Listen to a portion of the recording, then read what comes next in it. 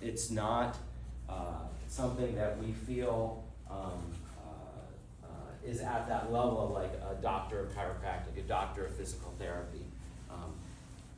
One of the interesting things about coaches is in Australia, there is a credentialing process for coaches to distinguish themselves after hundreds and hundreds of hours of education and passing exams.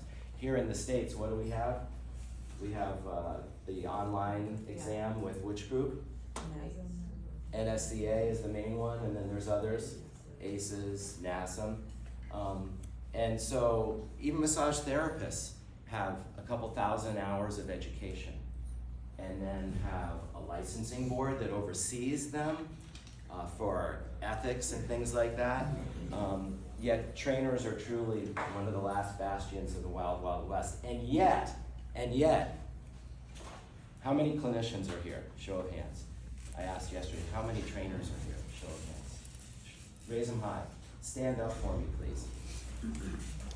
To all the clinicians in the room, the trainers here are the only people, and this, I'm speaking for Donald and Katie and Ryan and I too, that you can trust.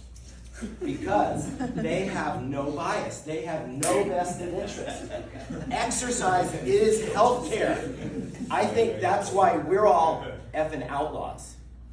Because we know tabletop isn't the solution. More dry needling courses isn't the solution. We all are conservative healthcare practitioners, whether you're a trainer or you're a physio or a chiro.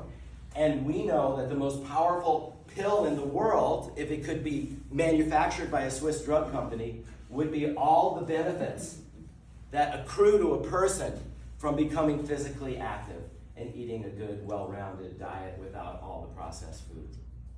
And so the only people here that have no vested interest in the baggage that they're carrying with them from their education, from their physio or chiro school, from all the certs that they've gotten, all the corrective exercise certs, where we manage people away from load, are the trainers who understand the most scientific thing of all. So isn't that a mind fuck? The persons with the least credentials, the least uni background, actually are the most scientific. Because what is the science we're talking about? We mentioned his name yesterday, Tim Gabbett. It's not the load that breaks you down, it's the load you're not what? Prepared for. And we manage people away from what? Load. By dry needling, by doing floor exercises, by saying that we have to do the bird dog, we have to do all these non-weight bearing things. You guys can and so we are a tribe, we are a community.